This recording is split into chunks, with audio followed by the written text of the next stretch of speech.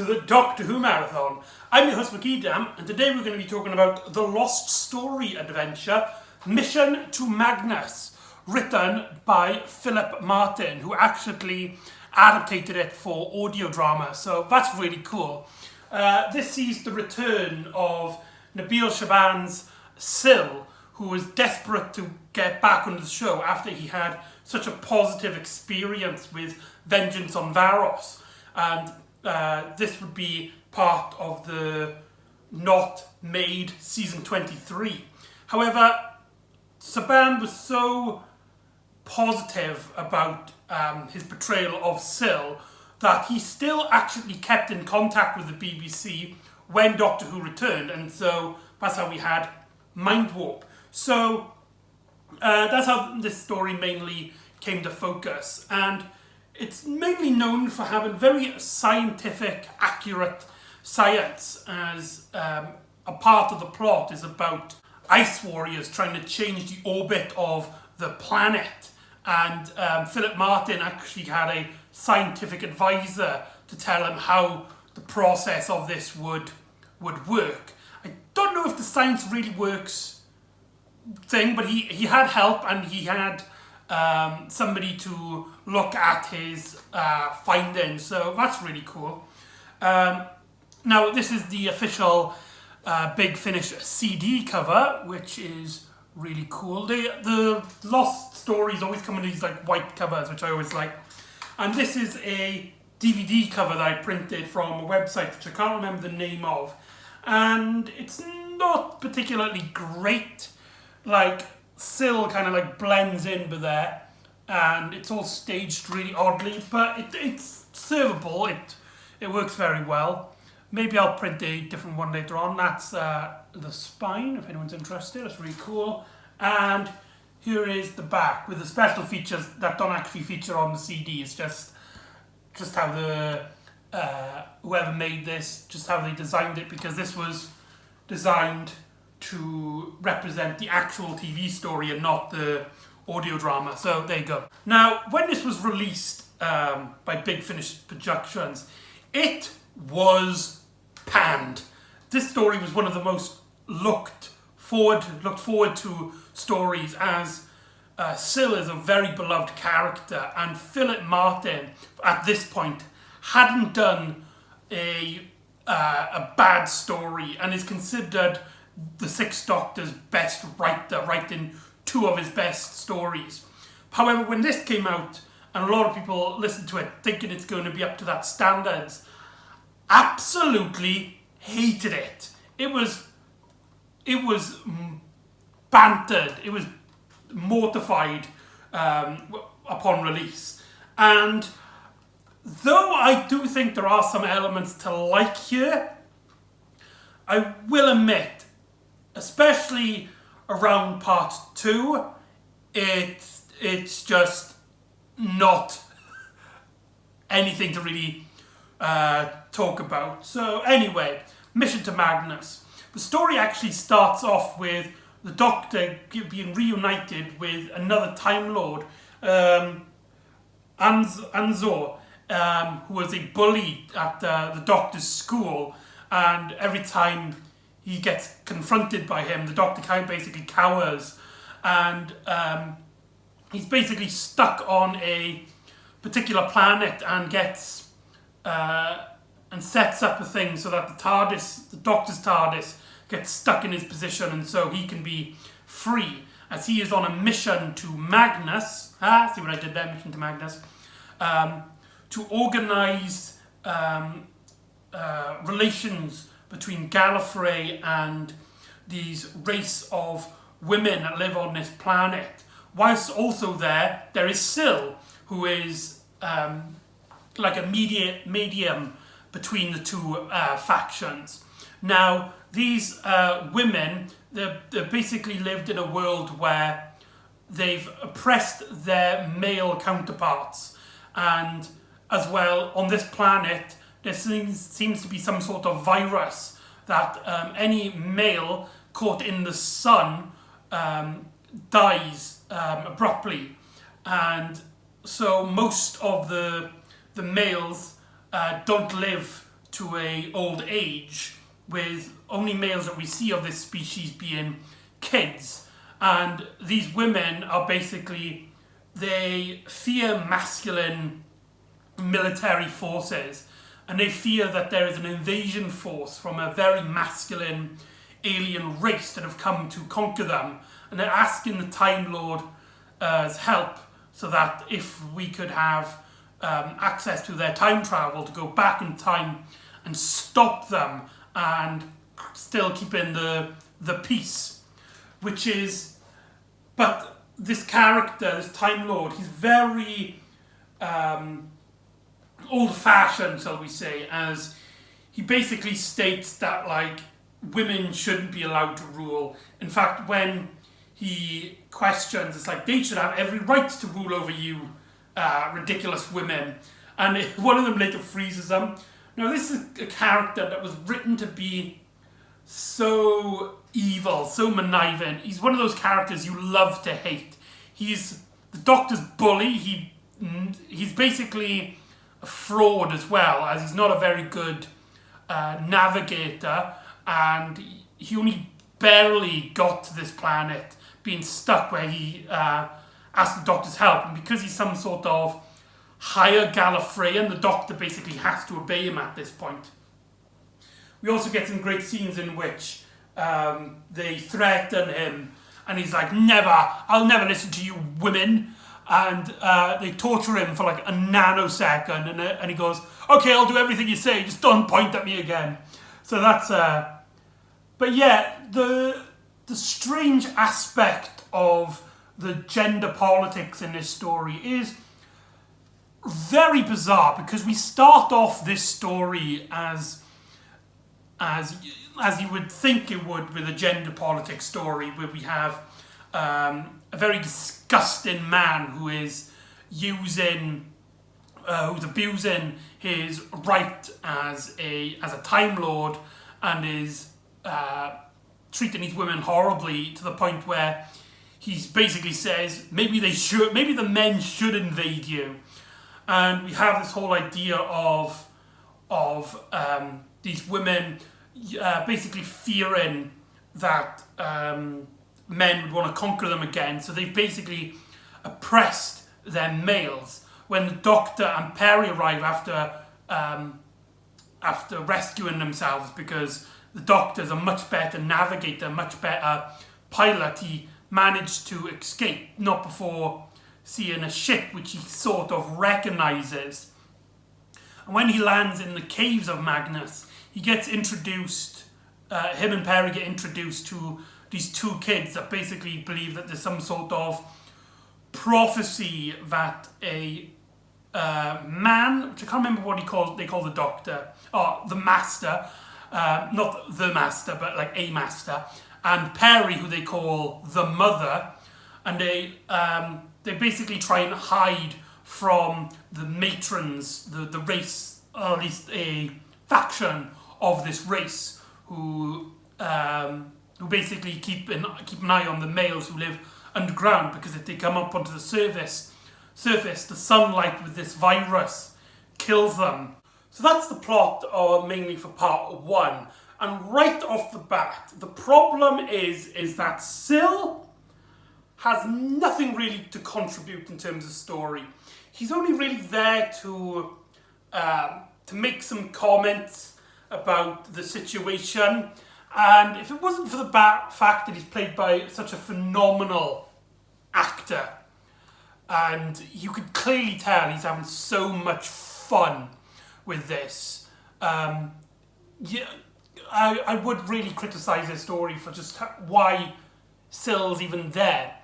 Now this sees the return of Nabil Shaban. Sorry, I'm terrible with names, I've definitely mispronounced that. This sees him return to the role of it after many years from, I believe this is the first time he's played him since the televised stories. And you can't tell the difference.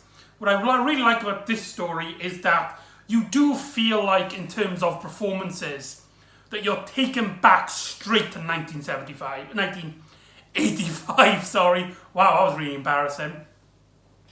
But mainly his plot and his story is pointless. He's just sort of there, and you kind of get a feeling that he's up to no good and he's got some sort of secret plan. But when that plan gets revealed and his part in it, you could easily just take him out of the story and nothing would really change, which is a crying shame. Another issue with this story is that it takes a while to get into. The majority of the first half is just getting our characters, not really setting them up, but mainly just getting them to where we need them with Anzal in this conference and the doctor on these caves wandering around. And one of the women, she seems to have kinetic abilities where she can read people's minds, and it's here where she basically reveals that Anzal is basically an idiot, and that when the Sixth Doctor gets captured later on, she tries to read his mind, and originally it starts off alright, and the Doctor seems to like overpower her in terms of mental ability. However, it's later revealed that she has the power to look behind what people are hiding in their minds. So she saw how to fly the TARDIS and have special mechanisms to get the TARDIS working. And later on, Anzal,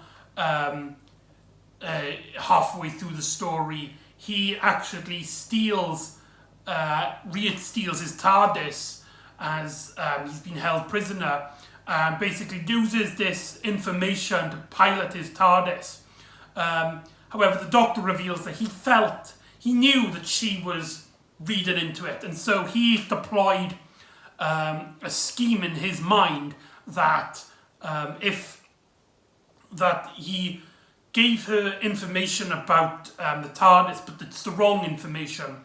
And so, despite Anzal being a huge majority in terms of the plot in the first half of the first episode, he's completely absent throughout the rest of the adventure. And his placing is just such an odd character. I mean, you don't even wait until the end to like kill him off or do something horrible to him. Literally, he's in it like the first half of the first episode, and that's it. And it's really strangely structured, but it allows us to get involved more in this politics of the Doctor trying to work out these women who are suppressing their men, and the Doctor is trying to reason with them, trying to make them better, at least trying to understand them. And he basically is like, I can't go back in time. But their leader, the Rana, not the Rani, the Rana, that's like the title of their leader, basically is like, you will tell us the secret, Doctor, or we will torture you and we will do things. But Syl teams him up and is like, just wait for Perry, because he knows that Perry's going to try and save him. And we get then a story of this Perry trying to work out what's going on with the caves and stuff. And Perry's plot in this story, she's very underutilized. She just seems to be in the background of the plot, being introduced to characters that we might need later on just to keep our plot engaging. And when you write a character that's just there for the sake of it, she does become a hindrance on the story. Now, if this was a packed TARDIS crew, I wouldn't complain as much. But seeing as she's the only companion during this tenure, it does become a massive issue, as half of the main cast essentially, is dealing with a plot which is really not relevant to the story and is only there to distract other characters away from the Doctor's plot. And the Doctor kind of gets a sense that something's not right, and is surprised to discover that despite Magnus being a very hot planet, being very close to its sun, it does have on its polar caps ice, cold areas. And so the Doctor, to try to escape at one point, he finds Peri and tries to go into these ice caves because he's trying to work out what's up there, and he soon discovers a nuclear detonator, a device which will allow a massive explosion to occur, which may or may not destroy the entire planet. However, they discover that there is a guard on this detonator, and this is where the Ice Warriors come into it. Now, this twist would have really worked in its original premise, as we as a viewing audience, because this story was made for Doctor Who fans, and this audio drama, I should say, was made for Doctor Who fans, and Doctor Who fans who go into this would have already known that the Ice Warriors would appear, and as well, they appear on the cover. So the twist at the end of it, the Ice Warriors are involved, and they capture Peri, isn't really a shocker to anybody who's familiar with this story. But if you do listen to this somehow as somebody who's completely has no idea that the Ice Warriors were in here, it would have been a really good surprise, as the Ice Warriors hadn't appeared since, I believe it was the Monster of Peladon with the Third Doctor. And let's talk about the Ice Warriors, because they basically take up the majority of the plot in part 2, where it's revealed that the Ice Warriors are actually trying to invade Magnus as well. I don't know if they're supposed to be the same race that the women race knew was invading them, because it just so happens that two masculine forces were trying to take over. But it's really strange how listening to this in chronological ordering, because during the Third Doctor era, the Ice Warriors were getting a lot more personality, with us seeing some good Ice Warriors as well as bad. But here we've gone more to how they were portrayed during the Second Doctor era, as a military force hell-bent on basically taking another person's planet so that they could repopulate. It's also later revealed that Syl actually made a plan to work with the Ice Warriors, but they soon quickly betray him, and he may as well not have even brought up the fact that he was working with them. And because of his betrayal, we actually get a very interesting dynamic where he actually teams up with Peri and the Doctor to take down the Ice Warriors. So Syl actually gets like a kind of a redemption story, although he's still a conniving little bugger.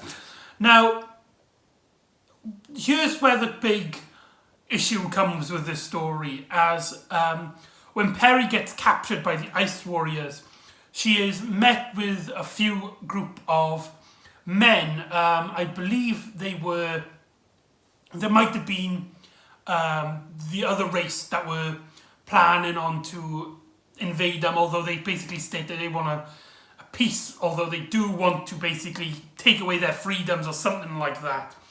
And here's where the story really falls flat, because we have this gender politics that appear in this story, and there's nothing wrong with presenting gender politics in fiction. In fact, we should be encouraged to do it more often. But here's something, I don't know, Philip Martin, what his idea was But he basically has these male characters to want to take over or rule with these women, but also kind of taking away their freedoms, and they're supposed to be the good guys, the guys that help the Doctor and Perry defeat the Ice Warriors as they team up with the Doctor and stuff. And the Ice Warriors set off their detonation, their bomb, and what happens then is that this actually moves the planet off its axis further away from its sun. And what that does then is that it basically puts this planet on a basically for a forever winter. However, the Doctor soon realises from Syl, which is I guess the only real plot point he has in this story, is that the Ice Warriors had actually 2 bombs, and they got lucky, and their bomb to move the planet off its axis worked the first time. So the Doctor does actually have a second chance, but he's not very well coordinated onto the process, and so he has to go back to the ice caves to try and get the Ice Warriors' device so that they can explode it again in an angle which would either put it back where it belonged and set everything back to the status quo, or, if the Doctor gets his plan wrong, would send it even further back away, killing everyone except for the Ice Warriors. Now, that again puts a great dynamic to the story, but the characters that we are introduced to in part 1 don't really fill up enough plot that we really take a massive interest in them. Everybody we see, apart from really the kids, who don't have that much of a personality in terms of writing. I guess the kid actors, which I actually did get kid actors for these roles, did a okay job. They're not professionals, they're just kids, but for kid acting, I think they did okay. So the Doctor then goes to the nuclear thing and sets it off, setting the planet back. However, he doesn't know this at the time, and they've been captured, all of the people have been captured by the Ice Warriors, and before they're getting sentenced to death, the heat overthrows them, and the Ice Warriors all collapse dead. And the day is saved. But however, not before we get a particularly terrible scene in which the leader of the male characters is like, we're going to come here to rule side by side, and I want you to be my queen, and I want you to be the king of our new civilization, and I want all your women to be my men's wives. And when they read the men's mind and are like, it's absolutely disgusting, this reproduction sexual thing, they kind of just laugh it off as if forcing women to into this kind of relationship is just something that just happens. They even state that, like, this character even states some really horrible stuff about gender politics at the time, in which he's like, oh, you women, stop it with your gender protests and stuff, which is an example of real world, because this was just after the sex revolutions from the 60s and the 70s, the second wave feminist movement, and the writing just clearly is on the fence that these women were just being, the idea of women wanting their rights or being treated like equals is just a silly girl thing, that they just want to be more superior to men and not really wanting to be equals. And that is such an old-fashioned statement that really shows the age of this adventure. And the story ends with Doctor and Perry going to the TARDIS, and Anzor, sorry, the bully anyway, the bully that the Doctor was bullying. Oh, I forgot to mention, Syl, after helping the Doctor set the planet back and seeing these people basically organise to get back to mating, Syl basically comes up with a strategy, a plan to set like baby equipment, so you can like nappies, baby powder and all that onto this planet, and he can make a fortune out of it. So the story actually, Syl actually comes out of this with 2 thumbs up. It's like, yeah, hooray, Syl's actually benefiting from this adventure, which I find really funny. But anyway, the Doctor and Perry go back into the TARDIS, where just beside them, the bully Time Lord appears and is like, he's trapped there, and he's ruined his plan on coming on to the mission to Magnus. And the Doctor, I will admit, this bit was really fun to listen to. The Doctor basically tells him to stuff it, to sod off. You can't bully anybody anymore. And then the story is like with Perry saying, I'm glad that you stood up to your bully. And the Doctor's like, I am too. Mission complete. And the credits roll, and that's Mission to Magnus. Overall, it might have some a sparkle of a good story. I like the atmosphere of the setting. I like the Ice Warriors in the story and how they were, their plan of moving the planet and stuff, which has, like I said, may not be scientifically accurate, but is has the presentation of scientific accuracy anyway. And the Sixth Doctor really works well against the Ice Warriors. However, with bland side characters, Syl having not really much to do in it, and just a horrible second act with a horrible ending, which kind of makes you go, oh my god, this is so like old-fashioned. Like, this is an 80s in the bad sense of the word. It's a very old-fashioned story, which really sadly means that I personally don't recommend this story. Or at least I don't recommend the audio drama. Might be different in the novelization, but this audio drama really isn't worth it, and it's only really, I only really recommend it if you're interested in hearing Syl on audio drama, although he will appear again in audio drama, so even that's kind of taken away from him. So yeah, that's Mission to Magnus. Overall, pretty weak, I'm afraid. So join me next time where the Doctor and Perry land in modern day, I think it was, and the Doctor gets reintroduced to the Tractators and Gravis. So join me next time for the Hollows of Time. And I'll see you next time on the Doctor Who Marathon. Ta-da!